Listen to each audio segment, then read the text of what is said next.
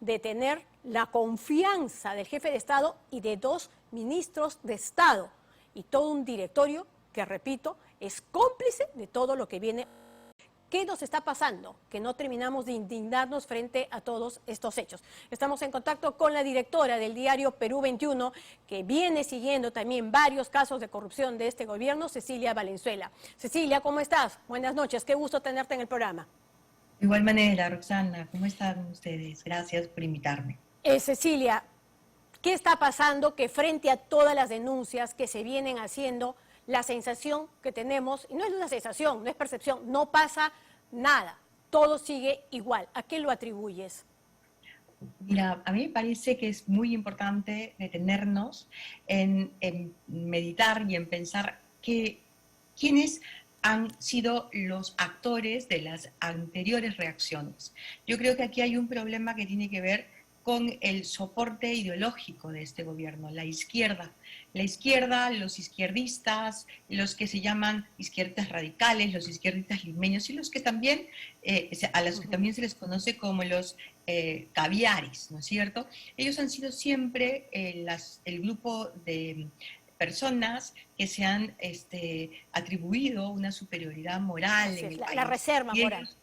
La reserva moral. Y ellos eran precisamente los que fustigaban a otros dirigentes, a otros líderes, y ellos eran los que arrinconaban a estos políticos cuando algo que tenía que ver con corrupción ocurría relacionado a ellos. Pero como ahora ocurre con la izquierda, como es la izquierda la que está protagonizando esta corrupción, ellos se mantienen callados, cómplices de esta situación, y entonces la sensación que hay, como tú muy bien dijiste al inicio, es de que no pasa nada, de que los ciudadanos no tenemos una capacidad de indignación, de protesta, de reclamo frente a esto.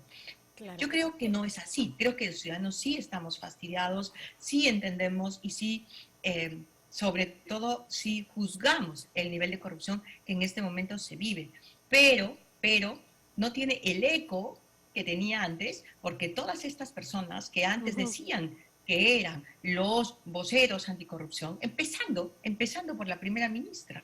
La primera ministra se llamaba a sí misma una gran y luchadora y frontal enemiga de la corrupción. En este momento es una cómplice de la corrupción y nadie que tiene que ver con ellos, el entorno de ellos, se quedan callados, son sus cómplices, claro. Y lo peor de todo es que los apañan, ¿no? Además de existir el compromiso durante la campaña de que quien fuera elegido igual se iba a, digamos, jugar un papel fiscalizador.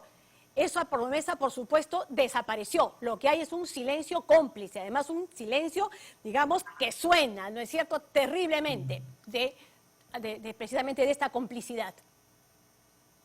Exacto. Ese silencio es vergonzoso para ellos porque evidentemente van a pagar por esto, en el sentido de que los ciudadanos que se van dando cuenta poco a poco, y hemos visto la última encuesta de Ipsos en el comercio, ¿no es cierto? Hay un tercio de gente que está sobre todo en el interior del país, que apoya al presidente Castillo, incluso piensa que él no está cometiendo ningún acto de corrupción, pero que sobre todo un grupo de personas, son sobre todo un grupo de personas que no tienen mucha información, a la que les llega solamente un discurso, ¿no? Pero el resto del país, la gran mayoría del país, ya lo empieza a tener más claro, ya empieza a darse cuenta, y yo creo que poco a poco tenemos que ir construyendo una indignación real, fundamental, que tenga que ver con castigar la corrupción. O sea, nosotros no podemos vivir con la corrupción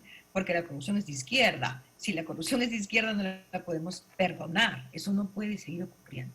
Así es. Pero por otro lado también lo que estamos viendo es todas estas designaciones cuyas consecuencias ya empiezan a advertirse. Primero hemos visto los casos de Petroperú, ustedes también han sacado a la luz una serie de hechos que hablan precisamente de cómo el sector público en general se está deteriorando. Estos golpes nos van a terminar pasando una factura.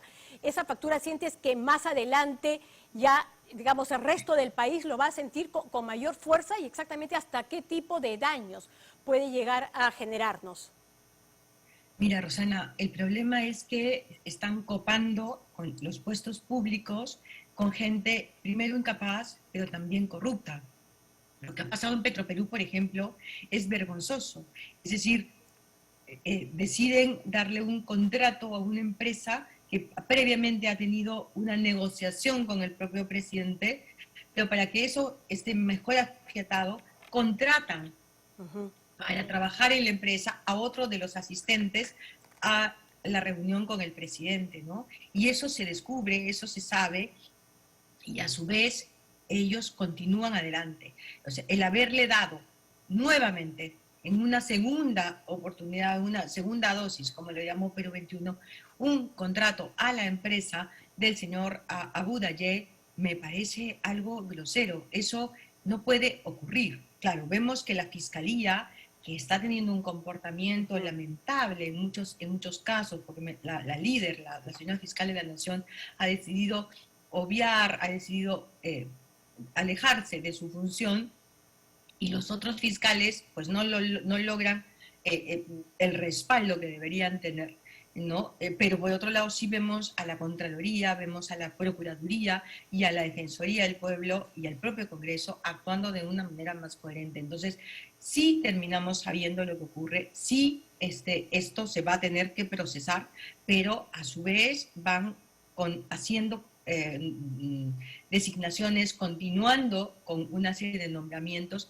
que realmente dan vergüenza al país. Lo que está pasando con la función pública es dramático, porque están deteriorando la calidad del funcionario público, están despidiendo a las mejores gentes para colocar a sus amigotes, y eso y amigotes que además no tienen ninguna formación en relación a este tipo de trabajos, a este tipo de funciones, ¿no? Lo que ha pasado con Perú Petro, por ejemplo, y el señor Salaverry, ¿no es cierto? Es algo realmente dramático para el país, pero sobre todo escandaloso, bochornoso, y eso no termina de ser sancionado porque ahí está la complicidad de la izquierda. Toda la izquierda que está en el gobierno y la izquierda que está en el Congreso es cómplice de esta corrupción. Y lamentablemente no hay todavía una reacción positiva. Lo vemos incluso en las redes sociales. A mí realmente me causa vergüenza ajena leer y escuchar a personas vinculadas a estas agrupaciones que en estos días, en este momento, simplemente se hacen de la vista gorda. Así es. Perú 21 ha hecho investigaciones vinculadas a algunas reuniones del presidente de la República con gente del FENATE, ¿no es cierto? O sea, mientras por un lado estamos viendo todo este desastre gubernamental, él continúa con esa agenda, incluso ocultando nombres en algunos casos para estas reuniones. Y eso también significa que estos vínculos con Cerrón, por otro lado, pues están manteniendo, y todas estas propuestas con las que llegaron, incluidas el tema de la reforma de la Constitución o cambios de Constitución, pues todavía estarían presentes como objetivo desde Palacio de Gobierno. En efecto, es muy peligroso lo que está ocurriendo. Perú 21 lo ha denunciado a partir de una investigación periodística de nuestra unidad de investigación. El presidente se sigue reuniendo de manera clandestina con gentes, ocultándole a la ciudadanía para qué se reúne con estas personas. Se reúnen en Palacio de Gobierno, llegan a Palacio de Gobierno, le mienten a la persona que toma el registro, dicen que van a reunirse con un funcionario de segundo nivel, cuando en realidad se van a reunir con el presidente, se reúnen con el presidente, y el objetivo de esas reuniones es crear una suerte de gobierno paralelo, de gabinete alterno, ¿no? Alterno al que nosotros vemos, al que los ciudadanos les reclamamos algo, como es el que preside la señora Vázquez, Mirta Vázquez. Entonces, este gabinete alterno, que además está conformado en su mayoría por personas que han sido militantes, y si no han sido, son personas que profesan el pensamiento Gonzalo, es decir, el pensamiento de Sendero Luminoso, que luego se agruparon en especie de así de máscara política que se llamó el Movadef y que después de eso se han pasado a una agrupación que se llama el FENATE, que al final es lo mismo, porque lo único que están haciendo es lavándose la cara, porque ellos todos profesan ese pensamiento, el pensamiento Gonzalo, el pensamiento Sendero Luminoso, es una cosa que nosotros tenemos que tener clarísimo. Los ciudadanos no podemos dejar de ver la amenaza que está frente a nosotros. Estas personas que han sido enemigos del Estado peruano, enemigas de la sociedad, que han estado utilizando la violencia como una manera de hacer política, que han disparado, que han puesto bombas en el pasado y que ahora profesan el mismo pensamiento, pero que se acomodan y se presentan como mejorados o regenerados. Estas personas están en el gobierno. Muchas de ellas han sido nombradas, hay 13 de ellas nombradas prefectos en distintas regiones, Rosana, y esas personas están tratando de armar un gabinete alterno en reuniones que tienen además con el presidente de la República, mientras por otro lado el presidente mantiene a un grupo de tontos útiles como sus ministros, ¿no? Y está formando este otro grupo en paralelo. Todos entran a Palacio y resulta que en el registro de visitas de Palacio, que es un documento que implica una transparencia, que es un documento público que necesita ser honesto, en ese documento ponen mentiras y dicen que se van a reunir con un funcionario de segundo nivel.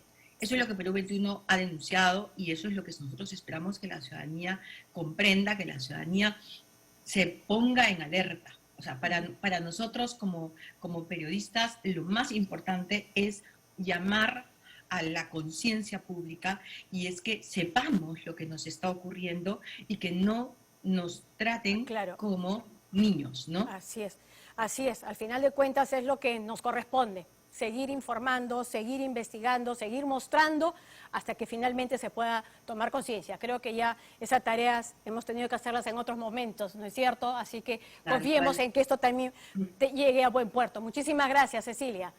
Gracias a ti, Rosana. Un gran abrazo. Gracias. Bien, y bueno, no solamente los casos de corrupción son lo único que ha marcado la semana. Esta ha sido también una semana importante para constatar